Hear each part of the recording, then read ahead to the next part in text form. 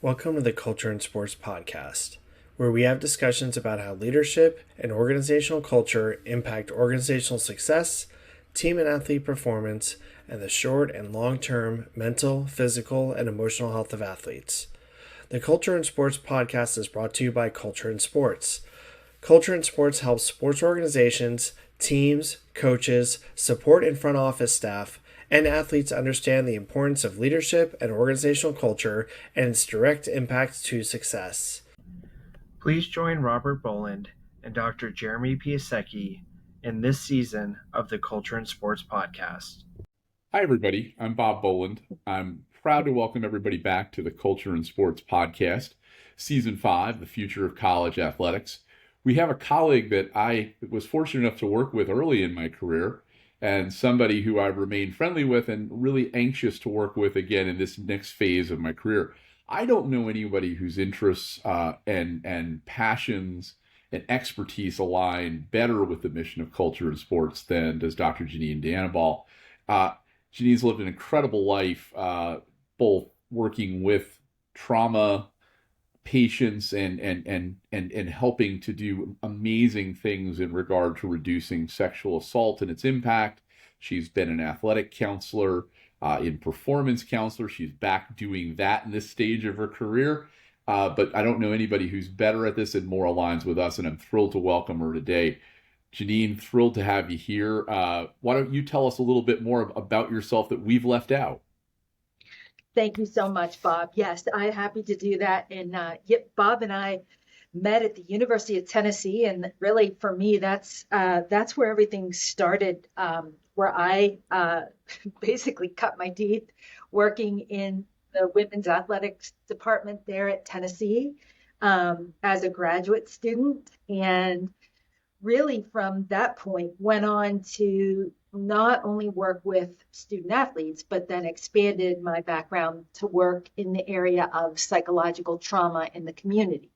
So I worked as the director of trauma services at a community mental health center for 23 years. And in addition, being the executive director of Moving to End Sexual Assault, which is a sexual violence resource center out here in Boulder, Colorado. And then, as Bob mentioned, more recently, after doing that for 23 years, I was ready to kind of step away, do something different. And I came full circle back to college athletics, where I'm the director of psychological health and performance at the University of Colorado, Boulder. So very, very interesting path.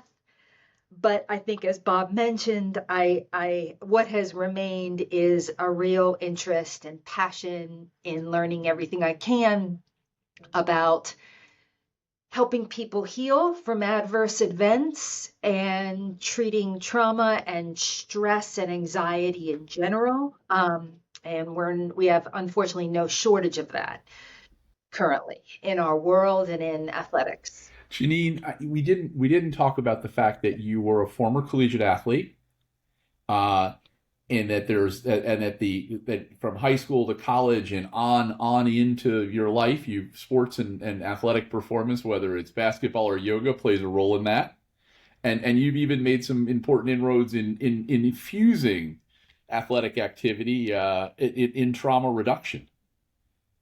100%. And Bob, you think too much of me. I was not a varsity collegiate athlete. I played, I wish.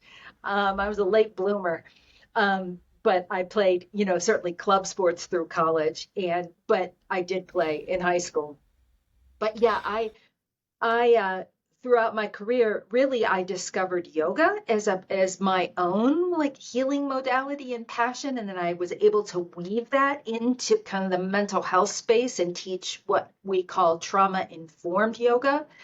And just a huge, huge believer in movement in general as being a healing vehicle for trauma and stress. You were a part of our summit recently, and a very valued part of it, talking about the pressures that athletes and their parents, in particular, kind of the family unit of athletics, and a complicated family unit face here and there in the space. and that it's a rapidly changing space. It's a professionalizing one. It's a place where people have their focal connection, whether fathers and daughters through sport, mothers and children through sport, and then through our developmental sports system, parents are a part of that journey, having many cases paid, driven, or been a part of that process from the beginning. Wanted to get your sense, since you're on the front lines of it. Can you describe some of the pressures that an athlete in college faces right now that maybe they didn't years ago, or maybe they're ones that are increasing because of the changing times? Yes, absolutely. So I think some of the pressure is enduring, right? I don't think it has changed in terms of just keeping up with the schedule demands of a Division One, or not even Division One, a collegiate athlete, and then academic demands.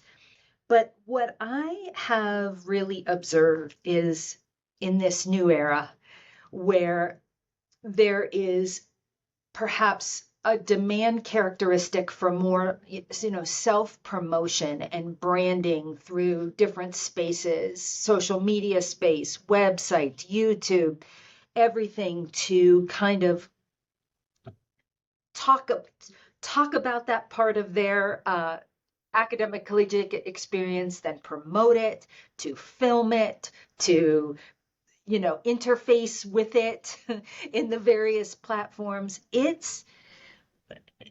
While for some it can be enjoyable and fun and exciting, it does add another element of pressure because it's something to keep up with, to do, to stay on top of, a pressure to have it be or look a certain way. And I really have noticed that can add to just the normal pieces of practice and class and rehabbing an injury that's layered on top of this now. So super challenging. Janine, you brought up a new era. Can you expound a little more on that? Because, obviously on the non psychological, emotional side, we see, okay, there's NIL and there's athletes as employees and just all these new things that are happening, right? But on your side, to include trauma, what are you seeing and why do you classify it as a new era? I think because it is like it's something that athletes never had to worry about. Like it things were just the way they were. They were in the tracks, so to speak. Like, I'm going to come, I'm going to do my sport, I'm going to do school. And now it's like, let me learn about who are potential sponsor partners for myself, who are potential ways I can become visible. And Jeremy, I think the thing about what also makes it a new era is with that visibility, right? And with that partnership, could potentially, of course, not always, become more avenues for exploitation or deception or disappointments, right? So that's a whole bucket. That's a whole new bucket of kind of some psychological stressors there that were never there before. While it can be very exciting, there's also kind of an underside to that. So that's why I call it a new era. I wanted to jump in right on that one because you're a native Ohioan, and there's the famous sort of phrase of Woody Hayes saying, when you threw the football, three things can happen and two of them are bad. We're laying out a lot of things that can happen when one plays sports, and recognizing that one playing sports at a high level should be a joyous thing, a great door opening opportunity that either ends when it ends, but now it has a lot of other burdens, as you point out. It has the burden of your image, your brand, your opportunity to earn money, your potential for disappointment, and the fact that in some cases we're putting a lot of pressure on young people at an even earlier age in a professionalized model. Any thoughts on the development, and any thoughts on safeguards and conversations that you would have in the hypothetical with athletes who are going through that? Oh man. Well, you know,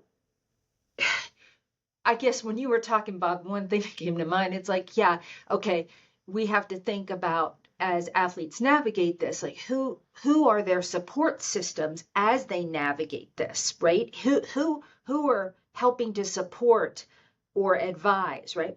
And we could say, okay, I would say have good support systems. And are there some people in the support system that might have other motives, like, or add to the pressure of, okay, maybe you need to do X, Y, or Z so you can then support the family, or there's an implicit pressure to support the family, or, so I think the conversations to have are, as athletes are doing this, is like, who are their supports? Are their supports really truly helping, or are the supports maybe driving up the stress factor for them? And are athletes, do they have the skills developed to be able to set good and healthy and appropriate boundaries with support system when needed? And just developmentally, when we're looking at college age students, 18 to 24-ish, I think this is a time when they are learning about how to, like, what is a healthy boundary? What are healthy relationships in this way?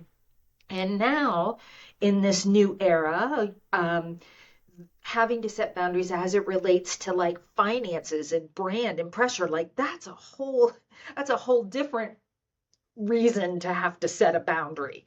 So it's rough, man. They're potentially rough for student athletes to navigate that. That would be rough for me to navigate that as a person in my 50s, right? And who considers herself to be fairly assertive and comfortable saying no and comfortable kind of self-directing, right? That's still hard for me. And then you get someone in a different developmental age, I think it's rough, potentially. Now, when athletes are exploring this, you were just saying, well, you're assertive and you could say no. A lot of this is new for, athletes, not only being athletes outside of youth sports and high school sports. Now they're exploring, collegiate sports. Now they're exploring self-promotion. Now they're exploring also being an adult, right? Like they're exploring a lot of different things. But there's always an opportunity for people who are outside of the support circle, to come in, or there's already people inside the support circle, both of which may not be aiming for the best interest of that athlete. For you to say no, for me to say no, for Bob to say no, like, it's pretty easy. But if you have a family member or someone who's incredibly close, or a coach or a former coach, who are all trying to be in your support circle, wouldn't it? I would have to imagine, if I reflect back to my age, or when I was that age back then, I'd have to imagine it'd be difficult to say no to some people. Can you explore that a little bit more? Yeah, say no, or to even discern who to listen to, right?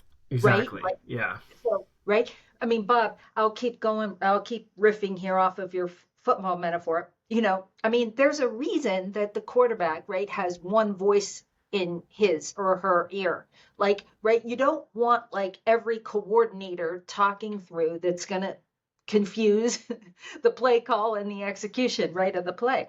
And I think that's applicable here, because there can often be different voices in there with different kind of agendas.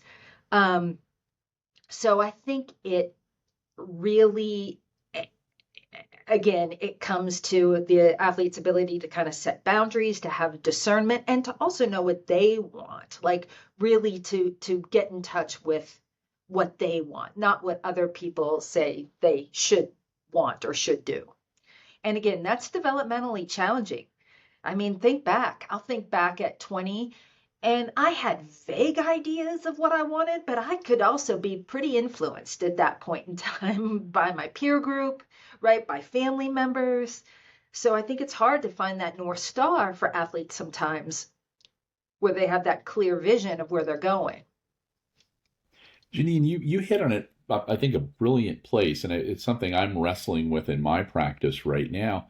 I've received a call from an athlete who whose family ultimately received a deal from Nilly, the group that essentially is almost predatory in the sense that they're offering upfront money in exchange for 7 years of your future NIL earnings. Ooh. So this is a case where the athlete got about $150,000 up front on what would be $500,000 he'll have to either pay back monthly or pay back over in the 7 year period. So it's 150 for 500.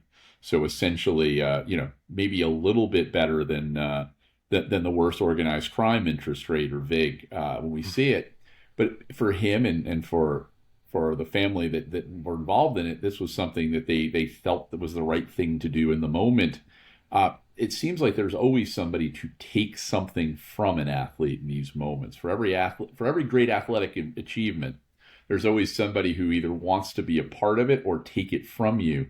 Is there something that you can say to an athlete or a young athlete about how to hear those voices? You're somebody who is a trusted advisor, is somebody who listens to best interests and asks questions.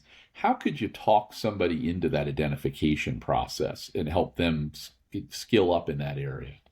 Yeah.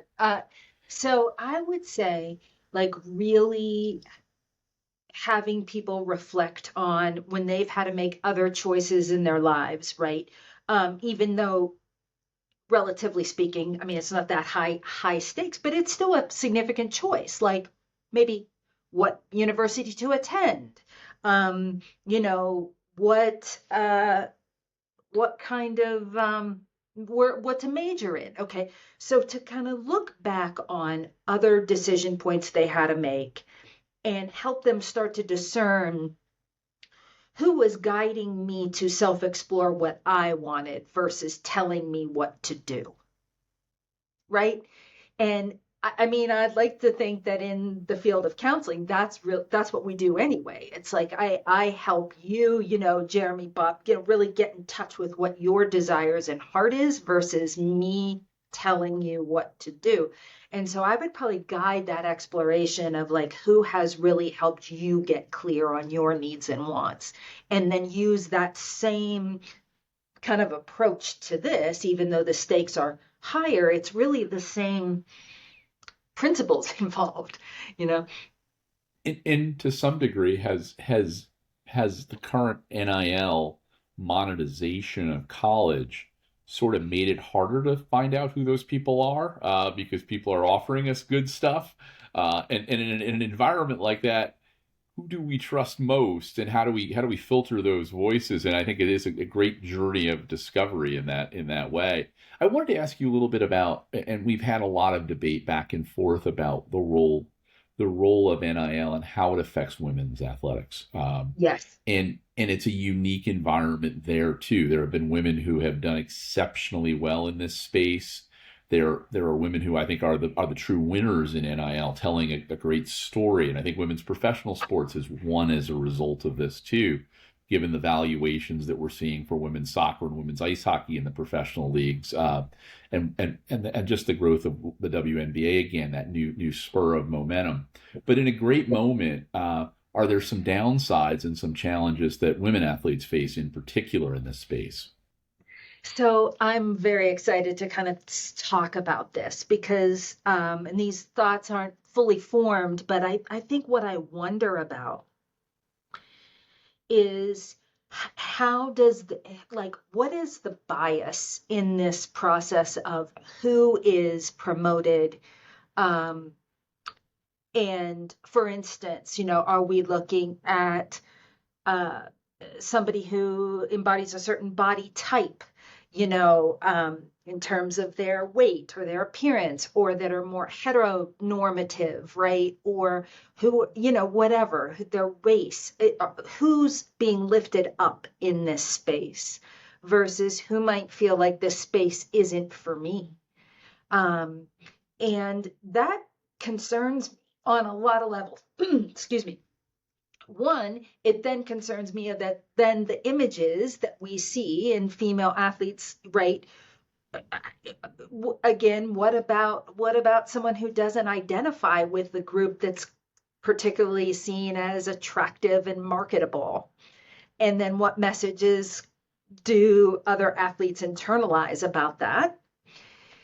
And then, I wonder about that. I worry about that. And I don't know if we know the outcome of this shit. Like we have enough data, but I'd be curious of your thoughts about that. I wanted to ask you about two specific examples, and one I think exceptionally positive who grabbed onto it with an angry run. I'm lucky enough to represent USA Rugby in a variety of ways, and I haven't met her, but my God, Ilona Maher was this absolute breakout at the Olympics, and for body positivity, for strength, for caring. She's also a registered nurse, so after she breaks your nose, she can put it back together. And how well she's done in terms of turning that into a public image. But she'd already done a pretty good job of it before. So I think she's a unique messenger who I think is at least exploring this in a really organic and personal and authentic way. I feel a little bit sorrier, not because for her, because she's a magnificent player, but I feel a little sorrier for Caitlin Clark, whose image has been taken by people who want to project other things onto her in odd ways. And it's been great business for the league, but is it great business for sport? Is it great business for the people involved? So I kind of want your thoughts on that. Oh man. I mean, what I really hear in that as you talk is like exposure. And in the exposure, there can be positives, and then there can be a ways where, oh boy, look what's being done to me out there in that space, or things projected on me. And I do think that has the potential for some mental health implications. I really do. Like just some worry, some anxiety, some depression, anger, like all those pieces when you feel like you're not in control of how you're portrayed or what's projected onto you in that exposed space. I would really love to talk to some of those athletes to kind of understand the impact, because then I think we could learn more about how to navigate this. Because Bob, I mean, let's rewind back when we were at the University of Tennessee. We worked with some incredible student athletes at that time who were not, obviously, like it was not the era for this kind of exposure in that way. So my thought is those athletes had a little more control over like how they were seen, how they presented themselves. They just didn't have to deal with this. So yeah. That's a fascinating Janine, question. Go ahead, Jeremy. No, you led me right into the question I was actually going to ask you, Janine. So, mental health and we'll just call it safety across the board, and it can even be physical safety here. So before, athletes with their support structure or ecosystem were focused on, competing, practicing, go to class, doing all these different things in collegiate sports, right? But now there's this whole new aspect. And so before, of course, there were people in the support structure that were trying to do the best for you as an athlete. Maybe there were a couple who were trying to take advantage because of their own agendas, not the athlete's agenda, but their own agendas.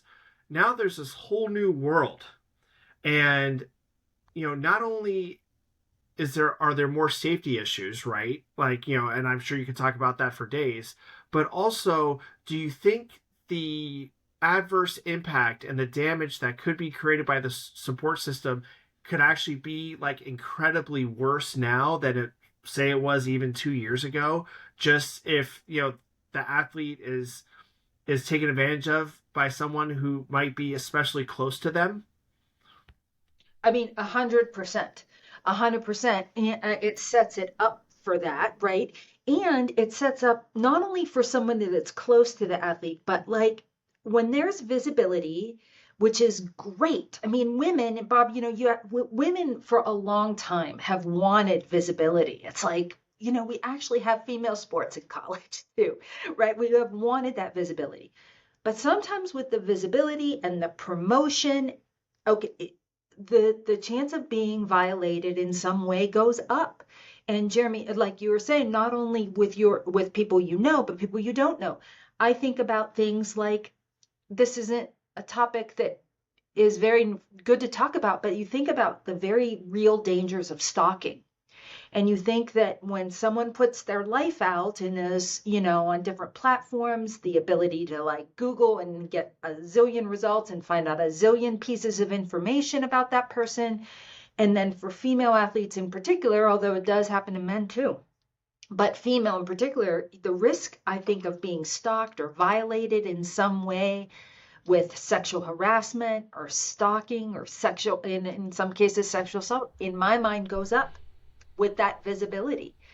So I would like us to see us talk about that and then to put things in place. So Bob, like for instance, like with attorneys, with coaches, with whoever, it's great when you get an athlete and you lift them up, but are we also talking about a safety plan for them? Right? Are we also talking about how are you taking care of yourself in the internet space, or in your day-to-day space, like where you live? So we're thinking that too. It's way more complicated than we make it, even from a Title IX perspective or a sexual assault prevention perspective on campuses. You two are both experts, and I've had the pleasure of working with each of you in some context. Jeremy on the organizational idea of toxic culture recovery. Janine, I think much more so on the psychology and individual recovery aspects and safety aspects. But one of the things I wanted to get your impression on, Janine, and Jeremy, please feel free to jump in on this because it's sort of in your bailiwick too. One of the things I saw as an athletic integrity officer is I saw a lot of cultures that ran aground, whether it was a team that had become bad, whether a coach had become toxic, whether there had been an event that caused the separation of a coach or a need to investigate a program. And it was always very hard afterwards because we thought we made a change and we made things better. And I remember once saying, a general counsel at the university made a comment, well, isn't it just better that the people have changed? And I'm like, no, you can't do that anymore. You actually have to take remedial action and corrective action with the people who are still there, who remember and endure. How much time and attention, not necessarily in college sports, but everywhere, does it take to correct a situation that has become toxic for many? What's the intentionality of that? Bob, I mean, I'm echoing what Janine was just thinking. Is we can talk about this for days, and there's so many different aspects. I mean, outside of an organization, and this is really more toward like down Janine's road here, but like it could be forever that people who were adversely impacted at the time, it could last forever for that person who was adversely impacted. So, we could talk about that for days. Now, on the organizational side, if the behavior and the culture and the climate and the abuse was normalized, that could also last an incredibly long time, if not forever, with the people who remain. Because what they think is okay, like the rest of us would say that's not okay, but they were so conditioned to it. Like, it's not just, okay, the toxic situation's gone, the abuser is gone, let's now move on and things are going to be fine and great because the people are gone and now we're afresh. Like, even people who were adversely impacted, even not adversely impacted, that trauma still carries with them. Yeah, it's a fascinating question. I don't have much more to offer. Jeremy spoke to it so well. I mean, the word that comes to mind is like legacy, like it leaves a legacy of toxicity, right? And like an abuse. I come to think of mine like the situation at Penn State University, right? Bob, I know you worked closely in that situation. It was a long, long time, much after there had been turnover in the coaching realm, right? But like, I think to Jeremy's point that there still were probably different administrators or people who lingered that have had some association there. And it takes so long to feel like a legacy has changed. And I think it does change. I think it does, and I believe it can, but I think it has to be a little bit more intentional than just firing a coach or, It absolutely Right. has to be. I would jump in on that one only in the sense that, the two things that I would say that obviously the creation of the position I ultimately had, I think, was one of the remedial measures that was an important one. The other important piece was that Penn State did try to address this situation with transparency. That they made all their report public, they made nothing subject to privilege, and they've tried to sort it out. Now, they're still dealing with some issues about what's the status of Joe Paterno, a beloved head coach, and his legacy in that piece. That's going to be another 10 years for them to write because it's a complicated one, and history can't be written in one generation. But I do think that they were able to, through their transparency and calling a full stop and their willingness to fully investigate, some of which was forced, but some of which I think was a positive of the culture and the 300 suggestions that formed the free report, which is controversial, but still, I think, very important. It made my job much easier for the first half of it. I think it got a little harder as we got farther out from the people who had active memory of that to people who had no memory, who wanted to just operate like everybody else. So despite the fact that we had this risk factor, this past risk to deal with. So it is complicated, but I do think one of the most important attributes from my standpoint on this, and this is the value of candor and transparency. And that was the one thing I think Penn State did particularly well, in addition to setting up some safeguard structures to do it. So I would probably say to you, having been in the job, we came back a lot faster than people expected. I thought they might wander in the wilderness forever, and by the time I came into it, they were coming off probation. They had their NCAA supervision ended early, so there were a lot of good things. Now, still, the cultures in big athletic departments are complicated things. Sport cultures are complicated, and you don't always get it right. So there's always that issue. But how do you value some of these things? Transparency. What are formalized steps at crisis recovery? If you were saying, look, I have a problem, I need to address it, what would the formalized steps from your standpoint be? Well, I love your words, candor and transparency, right? Okay, I'm going to go in a really weird direction here. Just bear with me.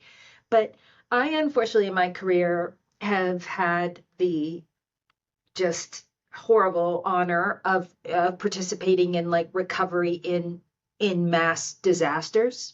Okay, some of that have occurred here in Colorado, mass shooting events that just bring just such a heavy cloud over the community, over individuals.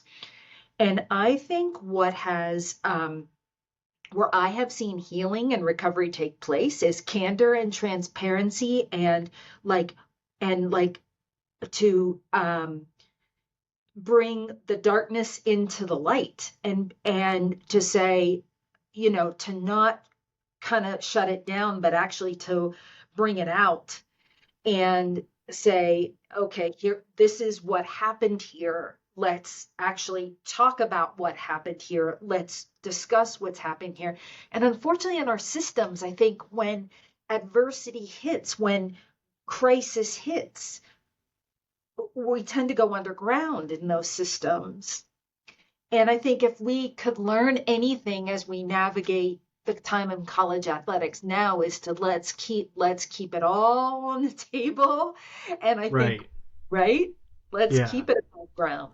Yeah. Another thing that I wanted to bring up earlier, and it just keeps on echoing in my brain while both of you are talking about this, is it's not only the abuse or the negative situation that athletes or coaches or support staff or anyone else in the ecosystem within a college athletics program, but it's also the follow-on actions, whether it's a cover-up or a direct cutoff of the situation, or we're going to address it right now and be transparent, or we're going to, continue to push the people that were already abused or adversely impacted. We're going to continue to push them down instead of addressing the situation. I think a lot of that has to deal with the legacy as well that Yeah. Janine was talking about is, Bob, I think you walked into a decent situation at Penn State when you became the athletic integrity officer, because I think they addressed some of those things, that it wasn't only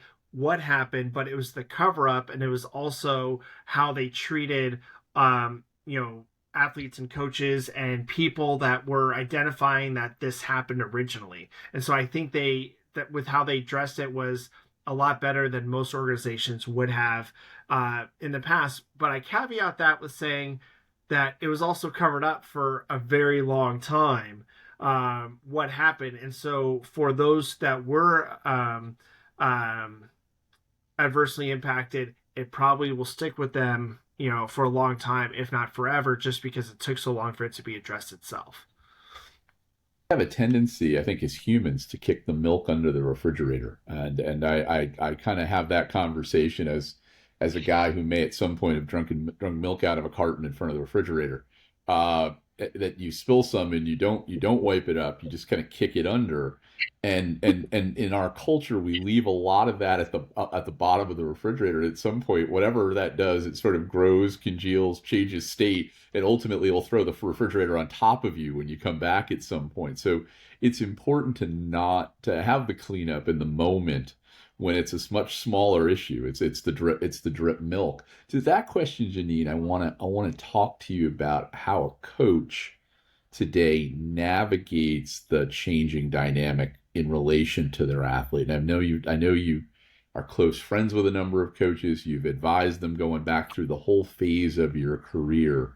And I always sort of think about the example, the great Pat Summitt, that she would have figured out a way to deal with anybody, anytime, anywhere, even if she might have said, I don't like it a lot Yeah. in private, because she was that emotionally intelligent to handle things.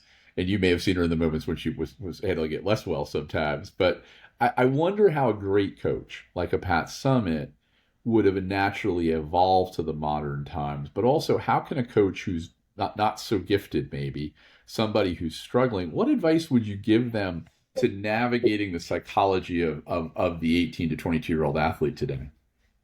Boy, great question. 3 things come to mind. Well, and let's continue to channel Pat at least on 2 of them.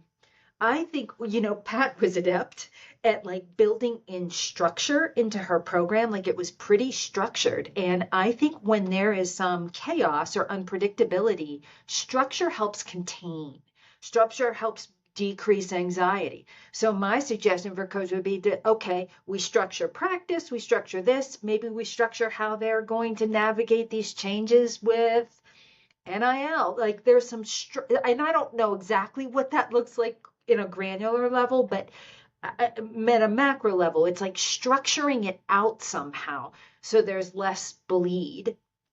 The other thing, again, channeling Pat, that Pat was not afraid to like educate herself and educate her players. So like to like strive for education, to be informed, to understand every element of this, so that coaches can be a source of wisdom or support to the athletes. But we got to first educate ourselves to know what we're dealing with. And then, what was my third one? Support, structure, and I can't remember the third. It'll hit me in a minute. But, I know, I got it. I don't know if you're having these discussions too, but like to not judge. I know it's very easy for me as, again, 50-year-old psychologist about like, okay, things that take athletes' attention or what they're interested in or what versus what I think they should be interested in, right? And it's so easy to enter in that place of judgment, to judge things. And, usually, most of the time, judgment is not helpful when it comes. Then I can maybe have the judgment, aware I'm judging, but not actually verbalize on those judgments. And so for coaches to be like, this is a big deal for a lot of athletes right now for a lot of reasons and a lot of good reasons, and to kind of take a back seat in the judgment category, I think, for coaches. That sounds Well, like and a really also good to piece of be advice. empathetic as well, right? Like, Yes. coaches need to realize that, I'm assuming that the coach played the sport or just played sports in general, that it's not as easy now as it was back then. There were less stressors, there were less detractors, there were so many less things that athletes need to deal with now. And so as a coach, if I were to reflect back to my coaching days, I would have to have more empathy. I would have to understand or try to understand what the athletes are going to. And then how can I, as a coach, or us as a coaching staff, adjust what we're doing as a program, to accommodate it. And I know a lot of people would argue with that, but the thing is that the most important asset that a team has is its athletes, right? They're the ones who perform. They're the ones who score the goals or shoot the baskets or do whatever it is. And in order for them to perform at their peak level, you have to find out not only what best motivates them, but also what best, what the best structure is, how, to get them in their best situation so they can always perform at their highest levels. So, and again, Bob, I'm sorry that I cut you off earlier, but I think it's really important to bring out and to further reflect on Janine's point. No, you two are an amazing conversation. I was going to say our friend Carl Olson, who is former head of performance psychology at West Point and then at Penn State. And at West Point, it was getting people back on the front lines. It wasn't just getting football players back on the field after an injury. It was getting people back on the front lines after something went awry in a life or death situation. But often talks about non-judgment, the idea of being non-judgmental. And in my role as athletic integrity officer, I often use the way we have to approach complaints or concerns being voiced are often through the yoga concept, although it's probably a legal word, equanimity.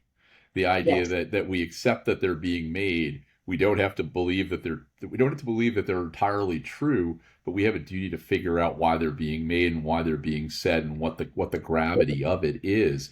So the idea of refraining from reaction, refraining from judgment, I think is really important in navigating this space. And it's advice that coaches find hard to accept, no?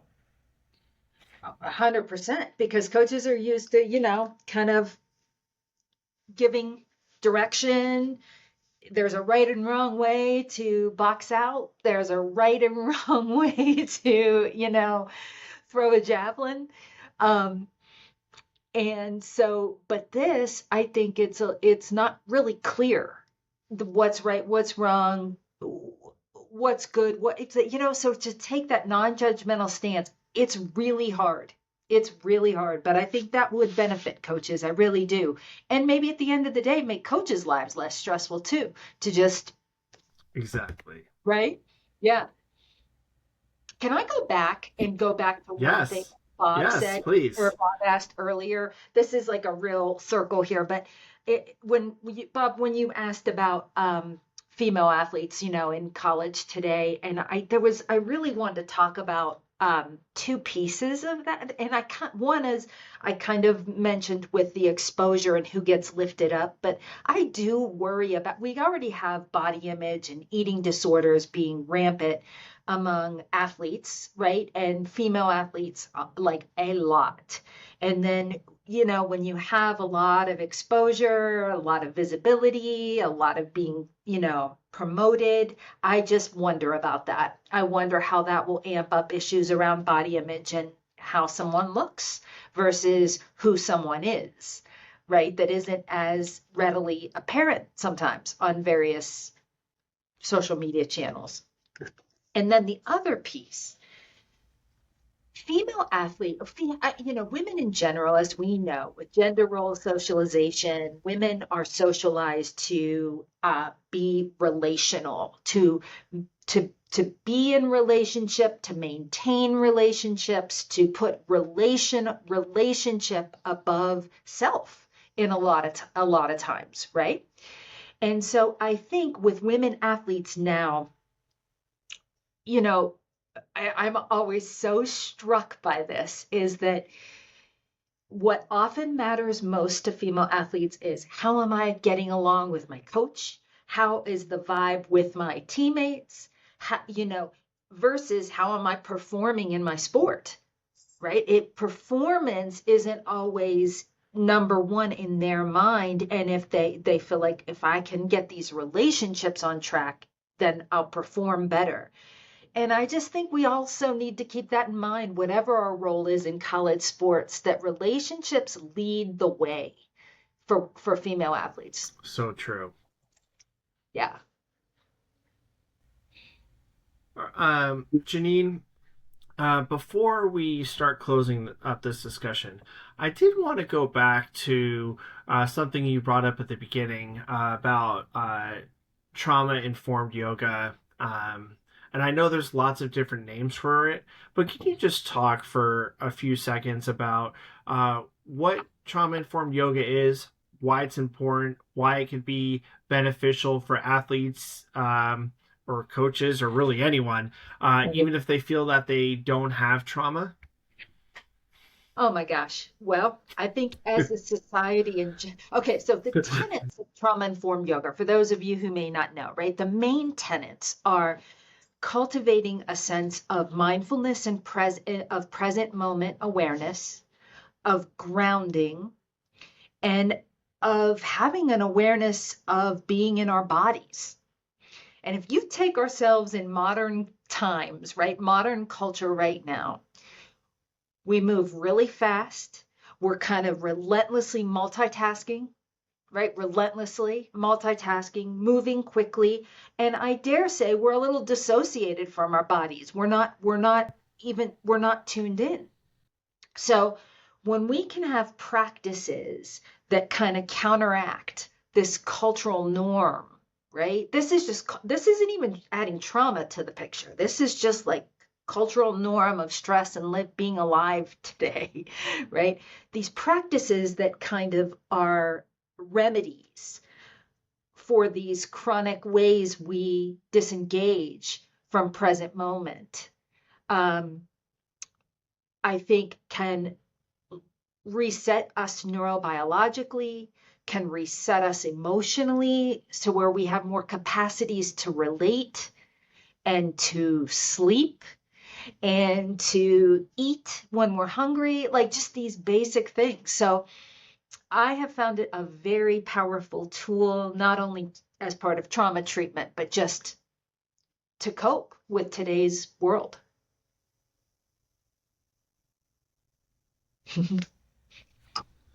Janine, before we close our discussion today, for one, Bob and I really want to thank you so much. You've been incredible. We had you on the annual leadership summit. Now we have you here on the Culture and Sports podcast. There's so many things with culture and sports we would love to have you on, and I'm sure we'll engage with you on that. But we normally at the Culture and Sports podcast have the guests say the last word. So with that, I ask you this, is if there's anything you could say to an athlete, a coach, support staff, an athletic department, a chancellor of a school or a president of a school, or family members, that form that ecosystem of support for the athlete, is there anything that you want to say to them? And it could be about any topic that you'd like. Oh boy. Okay. Well, I would say that we are in a time of change, right? College athletics, I think we can agree to that. So to remember that maybe in times of change, it's important to maybe acknowledge and grieve maybe what was. Like, it's okay to be nostalgic or to be, to yearn for maybe what was. And to also not future trip into like worst case scenarios and catastrophic thinking about what's to come, because we don't know. So as much as possible to access supports the wisdom of how we've navigated change in the past, to stay present, to be transparent, to educate ourselves in the here and now. So not going back, maybe going back here, grieving, resisting the urge to catastrophize or future trip, and being present with what is as we navigate the unknown today. And that's what I would say. And that's a wrap for this week's episode of the Culture and Sports Podcast. We hope that this episode has started an internal dialogue, or even one with your team, about the importance of leadership and organizational culture. If you'd like to learn more about culture and sports, the Culture and Sports Podcast, or other programs, go to cultureandsports.com, where there is a wealth of resources, articles, research, podcasts, video shows, webinars, and courses. And don't forget to connect with us on social media, on Instagram, Facebook, TikTok, YouTube, and LinkedIn at Culture and Sports, and on Twitter at Culture in Sport. Thank you for tuning in to the Culture and Sports Podcast.